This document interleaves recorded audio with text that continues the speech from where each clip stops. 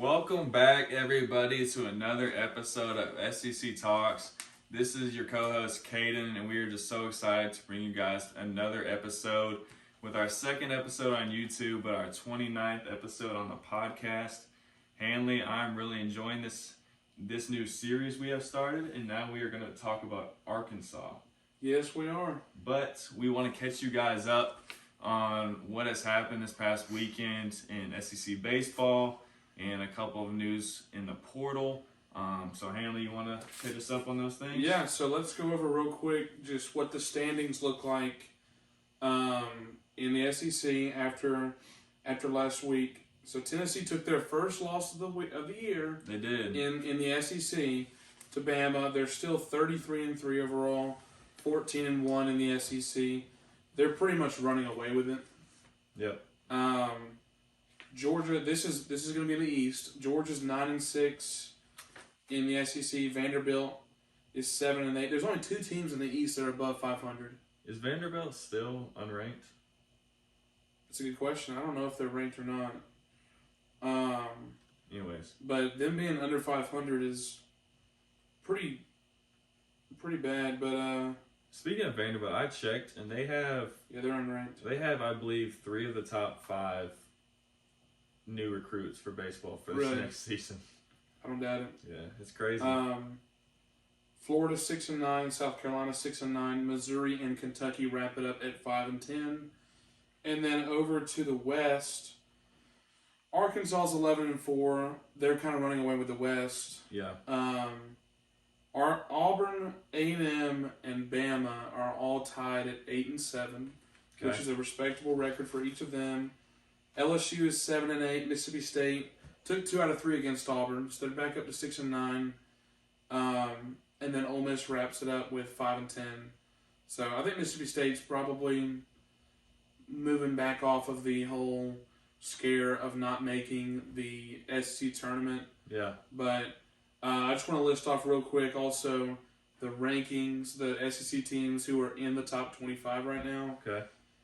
Tennessee, again, is number 1. They could probably get swept, and they would still be number 1 right now. They've got a 4-game lead on the next closest team. Yeah. Arkansas's 4th. Let's look. Georgia 14, Auburn 19, LSU 22, Florida and Bama and Ole Miss all dropped out.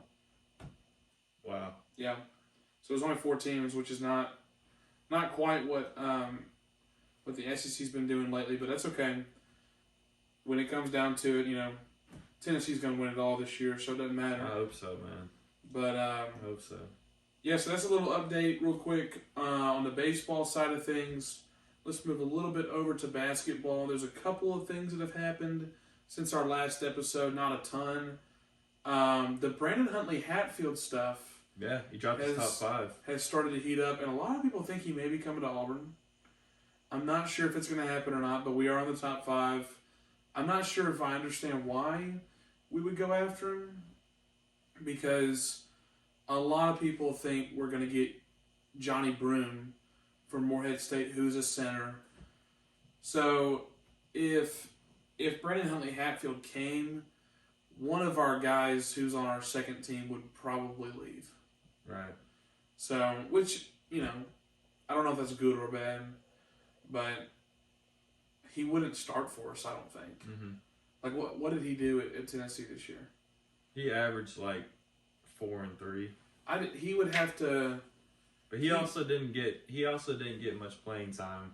Sure. Until Olivier got hurt. He probably wouldn't start over Johnny Broom at the center, and then he would have to be out a 5-star for the power forward spot. So he may. Yeah. I mean, he was a 5-star. So.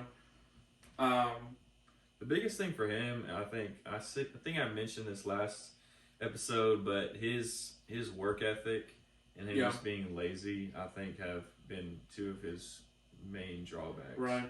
And it's hard for 5-stars to come in and 1, not get immediate playing time, and 2, just have to work for something, right? Right. Because a lot of guys in high school, they just ride off of talent. Yeah. And then once you get to the next level, you can't do that anymore. Right. The only other person that I've really heard news on this week was Imani Bates. Yeah. Who's not in the SEC. Hopefully Tennessee snags him. But this kid, if you had gone back to last year, everyone would have predicted he would go number 1 overall in this next draft. Yeah. He's super young. He had to be in college or the G League for 2 years. So he came to Memphis knowing that he was going to have to do that for 2 years. Right. And it was evident that he was not having a good time about halfway through the year. But he has entered the portal. He was hurt, though, most of it. He got hurt some, but also they did not use him well. I agree. They tried to make him a primary ball handler, and he's not. But anyway, I just wanted to mention that because if someone in the SEC got him, it could be a major game changer immediately. Yeah.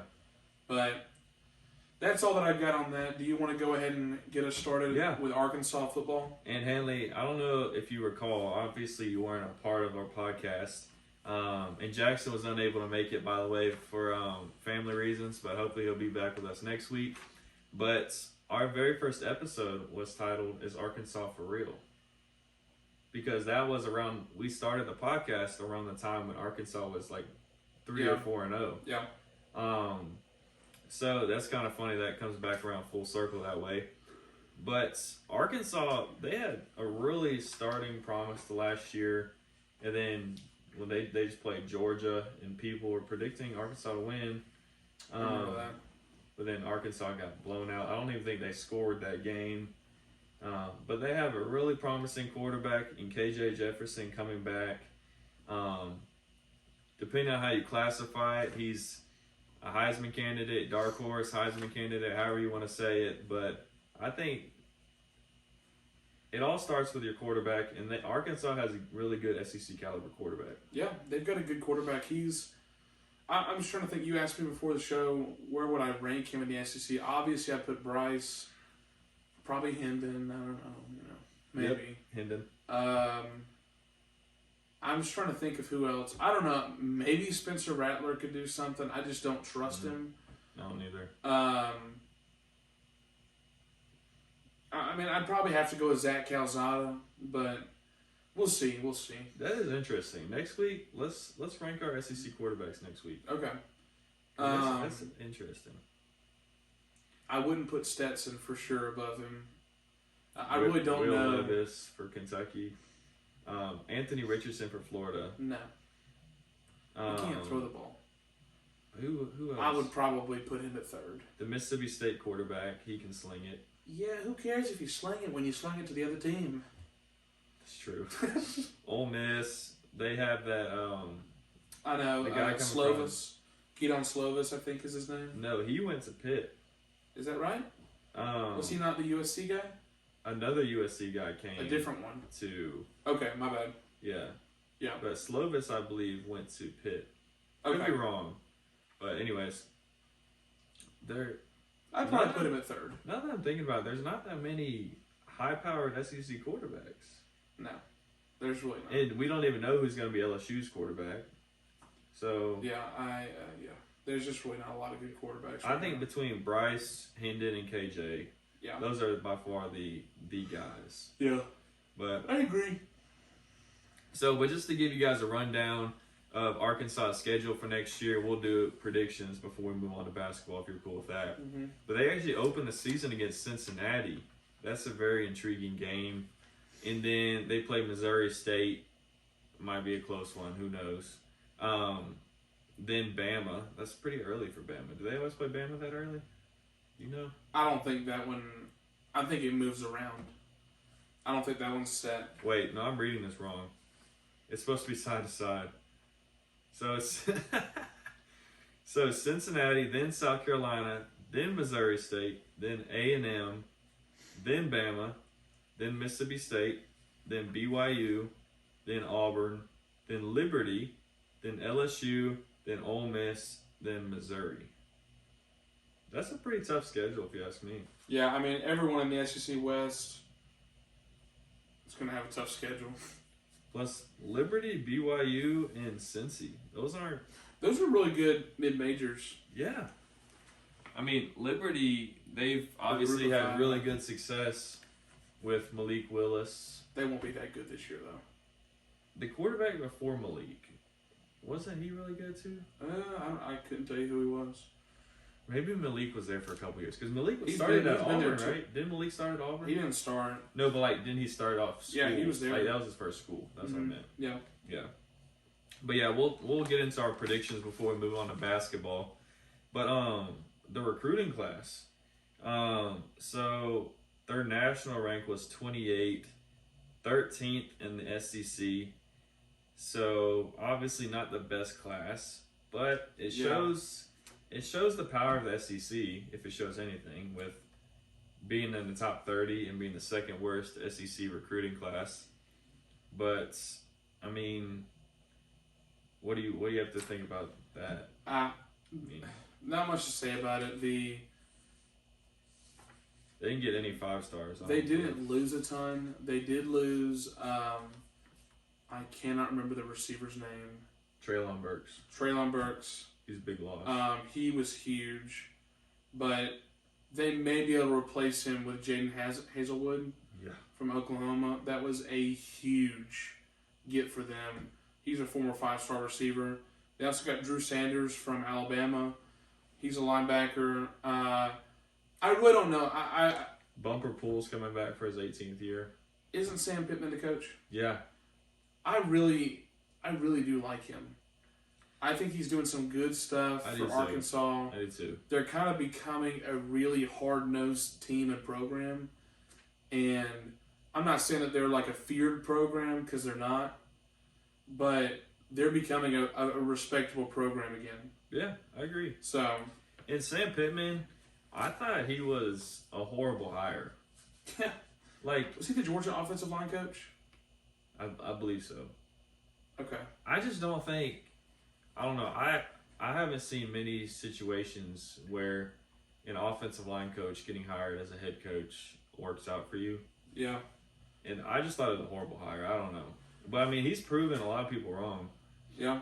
So, him, Heupel, Shane Beamer for South Carolina, there's some good young, when I say young coaches, young for their school. New coaches. In their tenures. Yeah. New coaches. And promising for their respective schools. I think there's a lot of good talent coach-wise. I agree. Where do you see them ranking in the West? That's tough. You gotta put Bama up there. Right. I think Ole Miss, I'm excited to do their episode because I don't know. Like, I feel like they could either be 10-2 or 6-6. Right. Type year. They just lost so much, but they had a great portal pickup. Same with LSU. We don't know what we're gonna get from LSU. Yeah. But if I had to just put money on it right now from what I know, I think Arkansas is gonna finish second in the West. You think so? From what I know right now. Yeah, there's not really any team other than Bama that I can think of that, well, I don't know. I would think A&M's going to give them a good run, too. I don't know, man. I just don't trust A&M. I don't trust Jimbo. But, I mean... I don't know, man. We'll see what they do with those 5 stars. All right. They have 18 5-stars coming. I'm aware.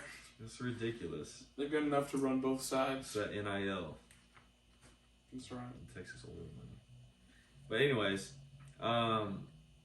plus you also got to trust a really good quarterback coming back.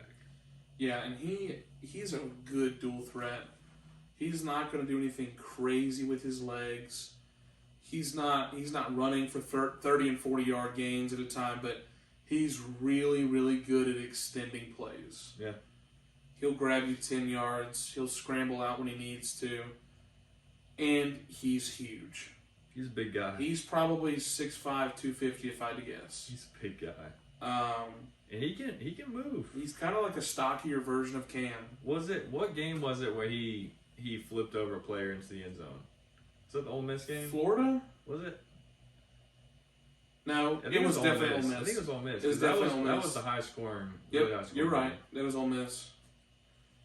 But yeah, because they were good last year, but then they also lost games that they particularly they played Auburn and lost by a few touchdowns.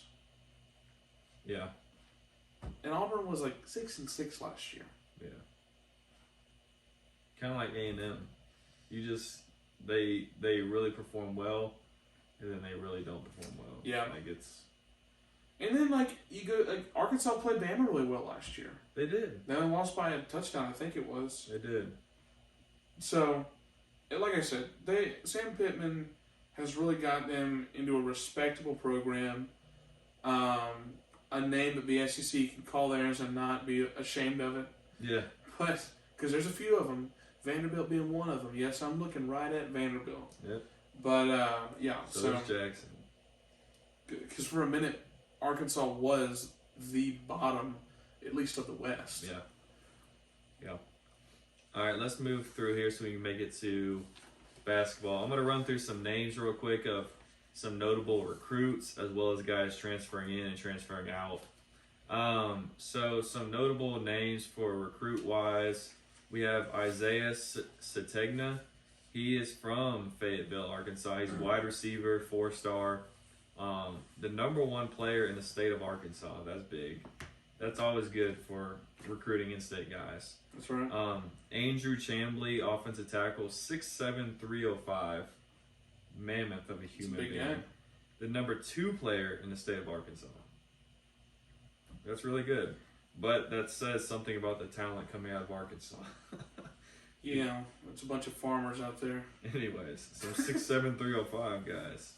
Emarion Harris, he's another offensive tackle, 6'7", 370. He might have to lose a little bit of weight. The number 3 player in the state of Arkansas. Back at it again. Patrick Kudus. He is an interior offensive lineman. They recruited offensive lineman this year. 6'6", 303. Guess what state from? What state is he from? Arkansas. He's actually from Tennessee. I don't know why you would do that. I knew you were going to say that. I just thought it was funny. But he's from Memphis, Tennessee. Yeah, 13th best player in the state of Tennessee anyways. Quincy Mcadoo, he's from Arkansas as well. So it looks like their top 4 of the top 5 recruits are from Arkansas. He is the number 4 player in the state. Yeah, so it sounds like you mentioned several offensive linemen. Yeah. And that's really what Sam Pittman is known for. Is, like I mentioned, he's from Georgia. He was the O-line coach there.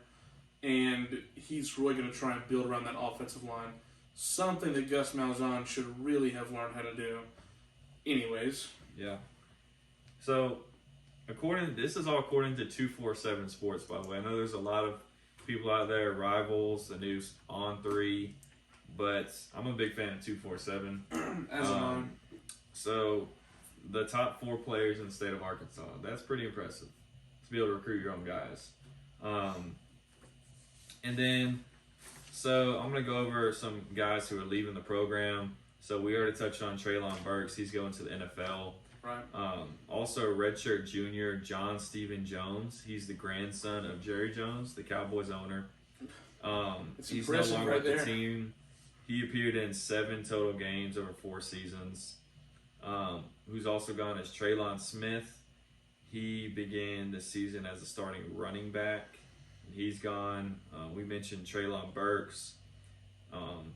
The only tight end to leave Arkansas was the most experienced guy. He was a 6th-year senior, and he started all 13 games in 2021, so that might be a big gap to fill. Right. Hudson Henry is back, though.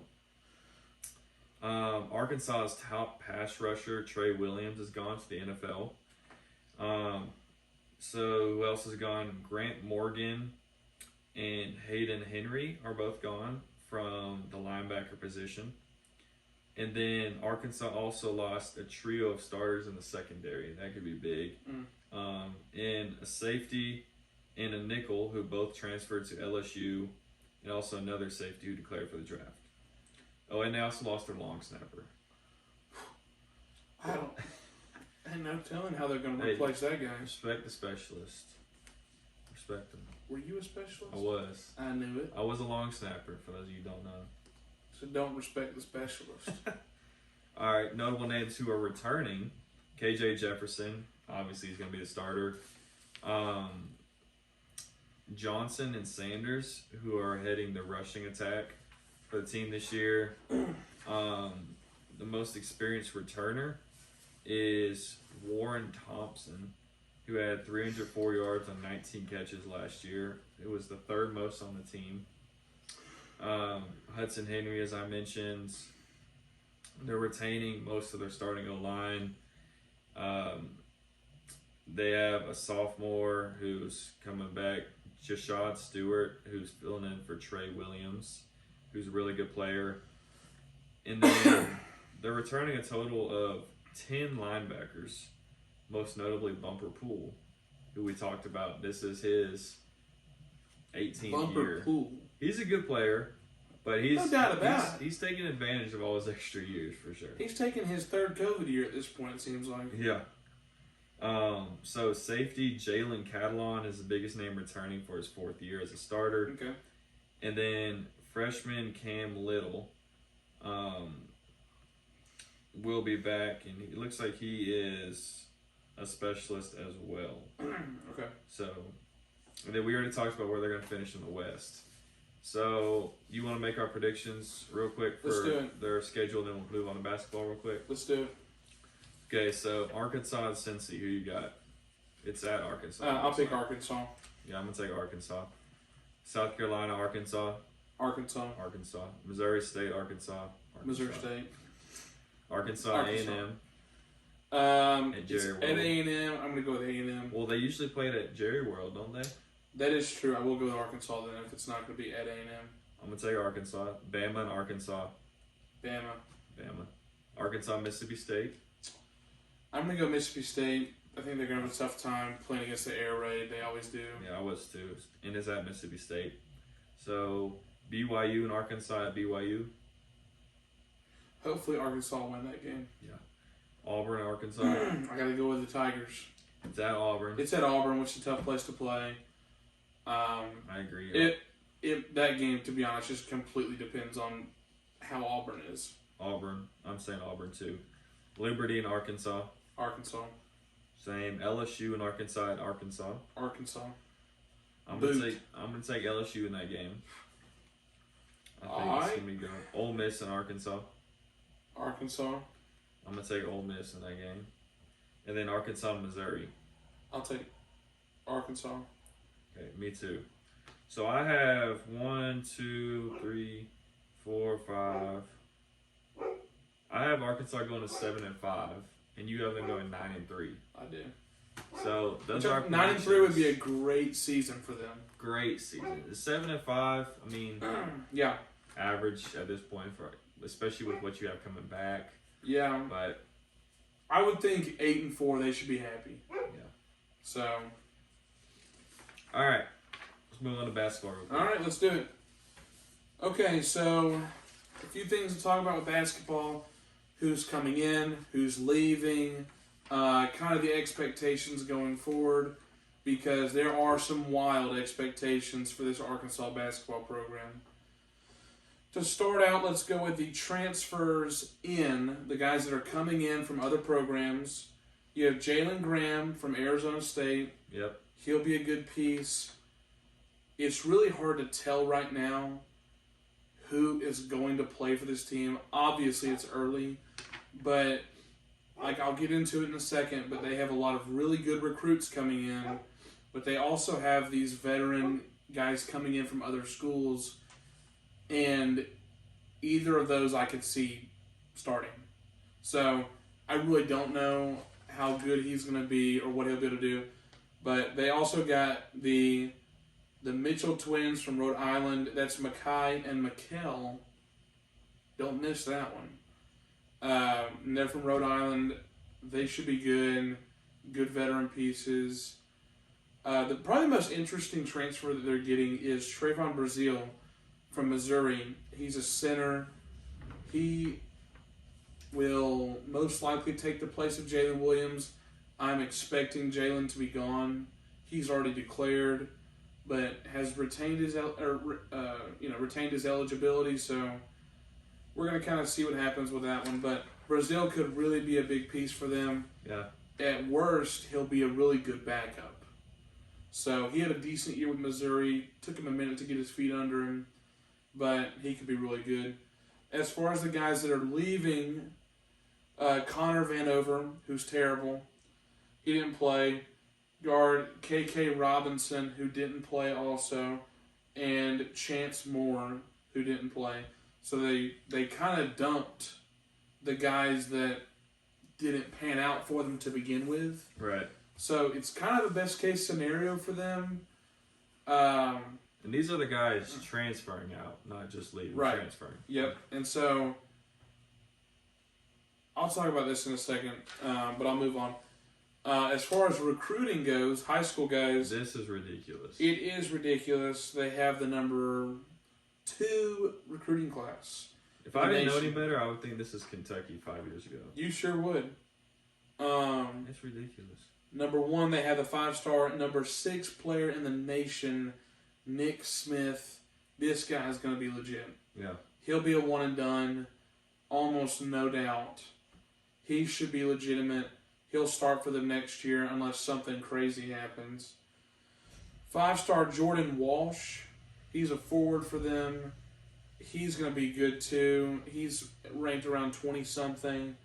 5-star Anthony Black. He just committed in the last 2 or 3 weeks. All 3 of the guys I just named are McDonald's All-Americans, which is a crazy accomplishment for that program. Going on down the list, they have 3 other 4-stars, Darian Ford, Barry Dunning, and Joseph Pinion. Every person I just named are top 100 recruits. Huge. To put that into perspective, if a team gets 3 top 100 recruits, I think that's a great recruiting class. Yeah. That's a good class. Excellent. If you could grab 1 5-star and 2 of those 4-stars, that's a good class. Yeah. So they've got a bunch of guys coming in. Moving on to the guys who are leaving the program, J.D. Note will be leaving. Like I said, Jalen Williams has declared, but is still eligible. Audice Toney is going to the draft. And then Trey Wade and Chris Likes are most likely gone. I guess they could still take another year for COVID. But with all the guys that they're bringing in, they are most likely gone. This program is coming off of an Elite 8 run. So they're going to have a lot of expectations. And one thing I do want to point out is I just mentioned a lot of guys coming in. I think 10 to be exact. It's important to understand that the 11 through 13 scholarship players are not going to play. Yeah. So, if, you know, a couple of these 4-stars could redshirt. It's great what they're doing. Like their expectations should be high. Right. But at the end of the day, it really comes down to who has the best 10, 8 to 10. Right. It really doesn't come down to who has the best 13. I'm not saying it's a bad thing. Right. But that 11 through 13 player, don't be surprised if that is what those 4-stars end up being.